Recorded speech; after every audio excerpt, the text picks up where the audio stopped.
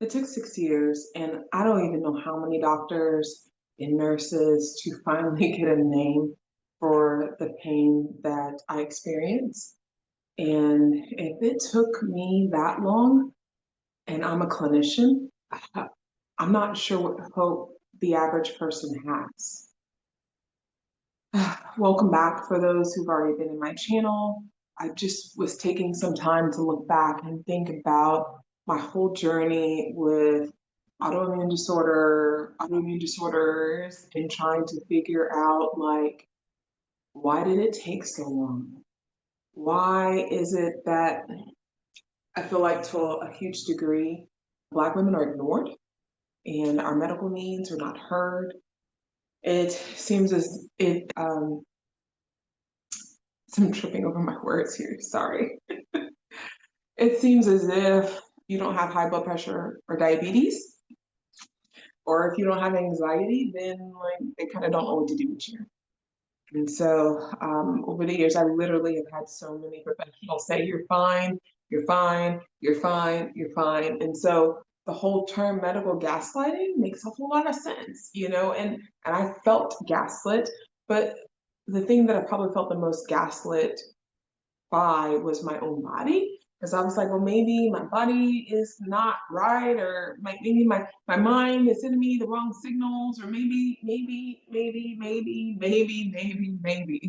And it just got to the point where I started blaming myself because I didn't know what was going on with me. I couldn't figure out, I can't heal myself. So why does this happen? Why does it take so long? Um, Hopefully y'all are not hearing that. There's trash day at my house. I think the trash truck just went by. Sorry. Why does it take so long? I think part of the reason for it, and these are just my theories, so just go with me for a second. I think part of the reason is not necessarily that Black, doctors are racist against Black women or what have you, but what I think part of it is number one, there is this belief in the sense that that's the only thing that's going on with Black folks is high blood pressure, diabetes. And I have high blood pressure and diabetes on both sides of my family. So I have done a lot of things over the years to try to make sure that whatever I was doing for my life and for my body, I'm holding off on getting that diagnosis as long as possible, hopefully forever. What I didn't recognize is that childhood trauma, even childhood trauma that I experienced, it still affected my nervous system. So a lot of the research that I read actually says that, in terms of the ACEs study, if you're not familiar with that study, it's ACES, ACEs study. You can Google it. It's a series of questions that they ask you about your childhood. And if you have a certain score, you're guaranteed by, your 30s to start to have, any number of different health issues.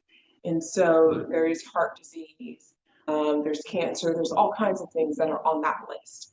And so if you have not done the ACEs study, I highly recommend doing it, seeing what your number is, and seeing if you can start adding in some of those protective factors to actually help yourself out, which is what I have done. My ACEs study, my ACE score, my ACE score, sorry, my ACE score is an 8. So I'm thankful that I don't have high blood pressure and diabetes on top of the autoimmune disorder that I already have. So part of the thing that I think happens in terms of what's going on with our medical community is something actually that I've heard from a lot of medical care providers that I'm either friends with or that I see, is a lot of times they just don't have time. They don't have time. They're working against the clock. They have deadlines. They have requirements that come from above them. A lot of times we think of a doctor or physician, we think like, oh, they're the be all end all. No, they get marching orders from above them as well. And they just don't have time. So, that 15-minute appointment that you have, and they're in there for maybe 5 minutes, and they're at a computer and they're typing and looking at you. That's all they have, and they have to get in all the people that they have to see. That's just part of it. So I think that, once they come in, they're relying on their schema, they're relying on generalizations of like, okay, this is what Black people have. Black people have high blood pressure, diabetes, and if you don't have that, well, maybe it's anxiety, maybe it's in your head, maybe don't come back until you have over 102 fever, which I literally was told that. Literally was told that about 6 years ago. Don't come back. So I'm like, okay. So I just went on to another provider. So it's like, okay, well, how do you manage all of this? And so for myself, since I am a clinician, I was like, okay, I recognize that there's systemic things that are going on. I also recognize that people are burned out, they're overworked, they're underpaid, they're underappreciated. And for those of you out there, like, what do you mean a doctor could be underappreciated? I know a lot of doctors who feel burned out and unappreciated. I just do. So I'm like, okay, I know this. So don't give up, keep going. And so what I started doing was my mom calls it like playing doctor on myself. Like I started just recording things. I started following the data that I was getting, the tests that they were doing. And in the beginning, it wasn't a whole lot. Like I said, they literally just checked my glucose and they checked my blood pressure. They're like, you're good. You should be happy. Your blood pressure's low. You should be happy. Your blood pressure's better than mine. But I'm like, but I'm dizzy and I don't feel good. And they're like, it's fine. You should be happy. Just be happy. So I'm like, so I just kept a really good, consistent record, which is hard. It is hard to keep a good record of what's going on with you when you don't feel good. So in addition to just keeping track of some of the things that I was noticing, looking for trends, I was just starting to see provider after provider after provider after provider, and just going as far as I could with that person and then just collecting data along the way. The other thing that I highly would recommend doing is seeing alternative health providers or complementary and alternative medicine providers. So go see your acupuncturist, go see an herbalist. Those folks, I kid you not, they have saved my life so many times. And so I'm so grateful for them while I was in the process of trying to fill in all the gaps of everything else and not feeling heard and being pushed out the door or being told, maybe you just need to go see a psychiatrist. We can't find out what's wrong with you. I'm like, nobody did wanted to do blood work. I had so many providers that were just quitting their jobs. Not even just quitting me, they were quitting their jobs.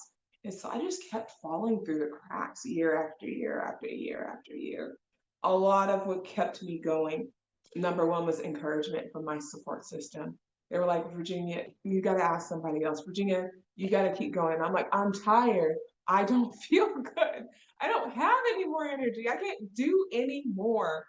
And those folks who just love and care about me, they validated me. They're like, I hear you. Sometimes they did it, sometimes they didn't. But a lot of times they would validate my experience. They would say, like, I hear you, like, you gotta do the best you can. What are you gonna do? You've got kids. You've got kids. And so I would take a look at my kids.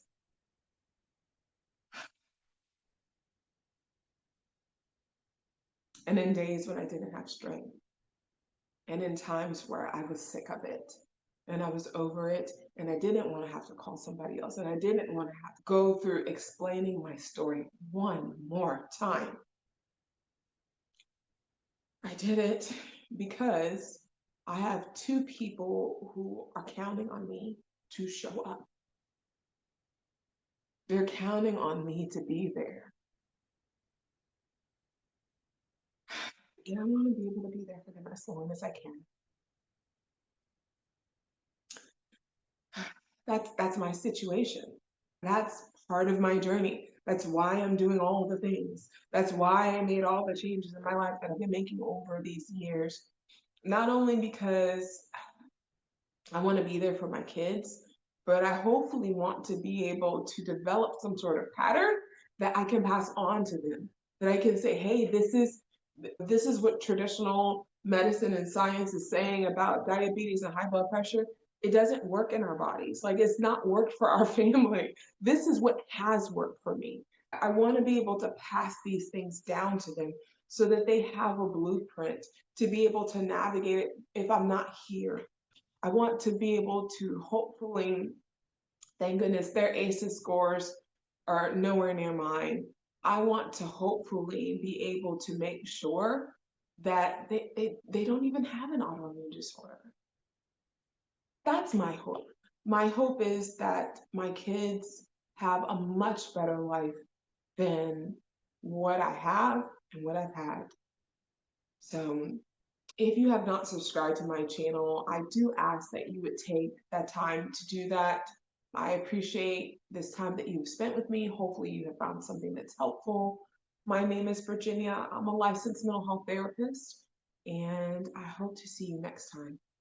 Please, please take good care of yourself and take care of those that are in your life. See ya.